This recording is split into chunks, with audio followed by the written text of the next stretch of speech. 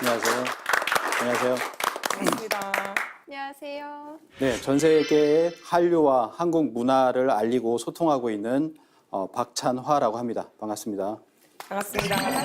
반갑습니다. 선생님, 오늘 학생들이 이 한류 문화 배우는데 굉장히 기대하고 있는데 오늘 어떤 내용인지 잠깐 소개해 주시겠어요? 네, 오늘 내용은 그 주제 제목에서 보았듯이 한류 미래를 열다라고 하는 주제입니다. 근데 이 주제를 바탕으로 해서 저희가 한류의 과거가 있고요. 그리고 한류의 현재가 있고 앞으로 한류의 미래가 있겠죠. 이 세 가지를 해볼 건데요.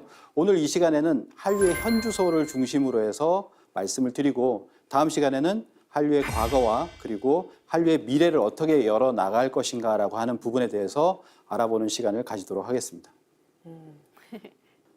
한류를 얘기할 때 항상 나오시는 분이 계십니다. 저가 할 때는 항상 나오거든요. 그래서 김구 선생님께서의 문화의 힘이라는 이야기를 많이 들어보셨을 거예요. 그 문화의 힘의 가장 중요한 그런 어떤 핵심적인 말씀인데요. 한번 읽어주시겠습니까? 네, 제가 이거 읽을 때마다 어떤 마음의 울림이 있는데 네. 잘 읽어보겠습니다. 내가 원하는 우리나라. 나는 우리나라가 세계에서 가장 아름다운 나라가 되기를 원한다. 우리의 부력은 우리의 생활을 풍족히 할 만하고 우리의 강력은 남의 침략을 막을 만하면 족하다. 오직 한없이 가지고 싶은 것은 높은 문화의 힘이다. 문화의 힘은 우리 자신을 행복되게 하고 나아가서 남에게 행복을 주겠기 때문이다. 다들 감흥이 오시나 봐요. 네. 네. 뿌듯합니다. 뭐 간단하게 이게 풀어드리면 정말 우리나라가 아름다운 나라가 되기를 원한다라고 하는 것인데요. 그때 당시가 70여 년 전입니다. 그때 김구 선생님께서 하신 말씀이 부력이라고 하는 것은 경제력인데요. 풍족할 만하면 좋다라고 하는 것을 말씀하셨고 강력은 남의 침략을 막을 만하면 된다라고 하셨습니다. 근데 부력이라고 하는 게 경제력인데요. 그 경제력이 지금은 세계 11위 정도가 됐어요. 그리고 강력은 군사력이죠. 네. 군사력은 7위 정도가 됐습니다. 둘 다 이제 탑 10에 올랐어요. 그리고 오직 한없이 가지고 싶은 것은 높은 문화의 힘이다라고 하는 말씀을 하셨는데 사실은 앞에 있는 것도 전혀 가지지 못한 때잖아요. 그때 이런 말씀을 하셨다는 게 그 높은 해안 때문에 우리가 이 문화의 힘이라고 하는 거에 대해서 항상 강조를 하는 것 같습니다.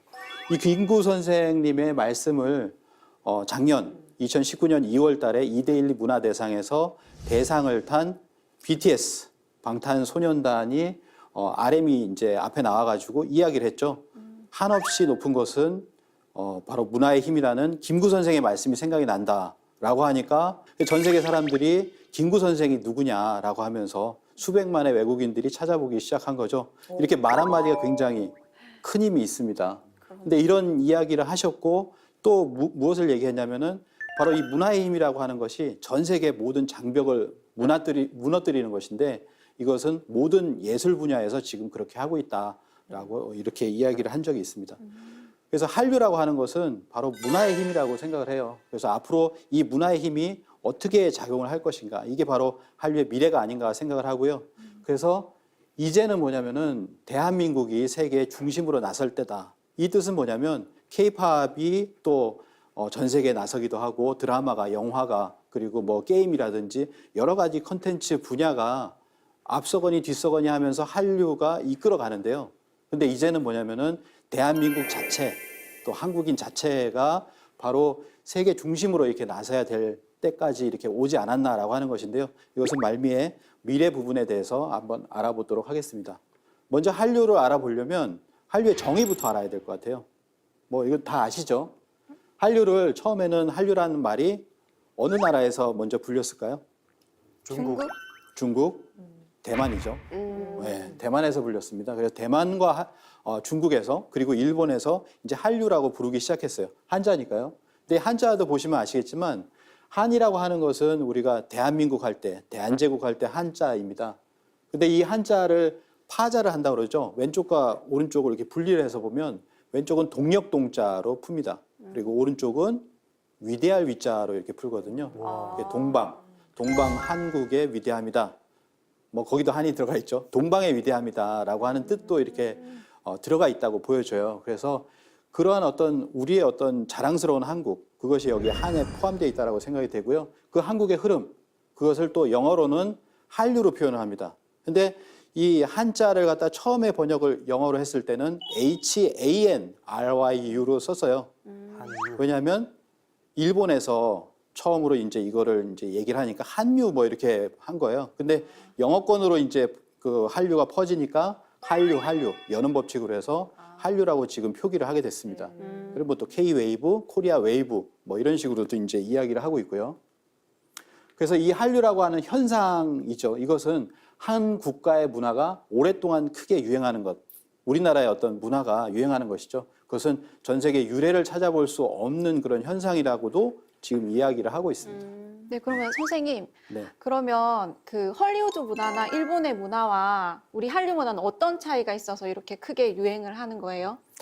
사실은 아시겠지만 우리 어렸을 때, 여기 계신 분들도 좀 어렸을 때는 모르겠지만은 그때는 뭐냐면 헐리우드 문화가 이렇게 우리나라에 딱 들어왔을 때예요. 우리 문화가 전 세계 나가리라고 생각하지 않았을 때거든요.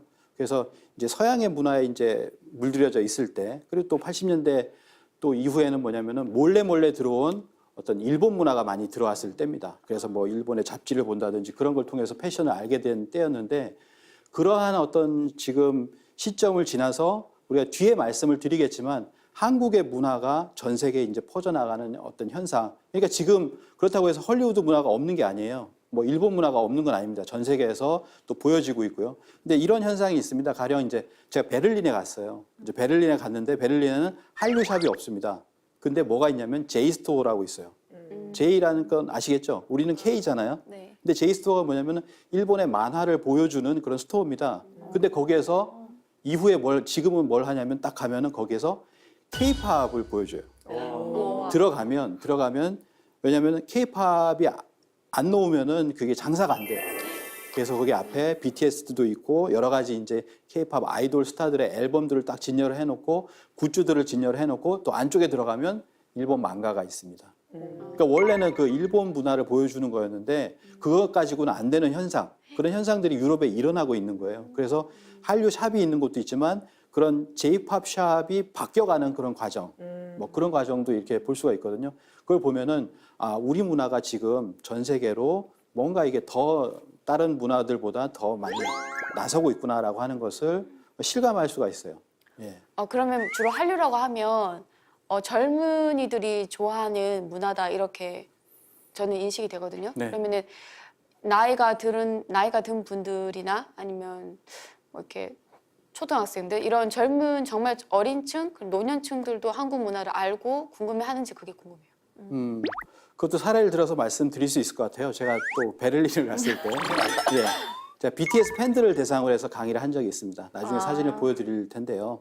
BTS 팬들을 통해서 제가 BTS 앨범에 관해서 이제 이야기를 한 적이 있었는데 한 어머니가 10대 아이를 데리고 왔어요. 아이가 너무 BTS 극성 팬이다라고 해서 BTS가 어떤 걸 가지고 있는지 들으러 왔다라고 하셨거든요. 그래서 제 강의를 딱 듣더니 그때 이제 BTS의 어떤 선한 영향력이라고 하는 것을 그 곡의 가사를 풀어주면서 이렇게 얘기를 해줬습니다. 그랬더니 그 어머니도 굉장히 좋아하시면서 그 아이 10대 초반이거든요. 아까 어린이 말씀하셨지만 어린이도 좋아합니다. 네, 어린이도 좋아하고 그리고 어떤 10대들을 가르치는 또 양육해야 되는 부모님이 같이 이렇게 좋아하는 경우들이 많이 생겨요. 왜냐하면 어린이 청소년들의 문화니까 그거를 인정해 주면서 어떤 문화인지 알아보잖아요. 알아보니까 굉장히 좋은 거예요. 그래서 이걸 같이 이렇게 알게 되고 그래서 같이 사랑하게 되는 한류 열풍에 이렇게 포함이 되는 그런 경우들이 있거든요.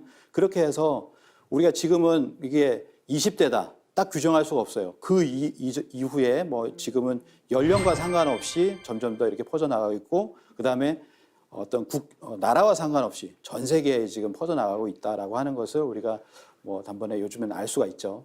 예. 그러니까 일종의 그 한류 콘텐츠를 전 세대가 즐기는 그런 문화 트렌드로 자리 잡아가고 있다고 볼 수도 있겠네요. 예.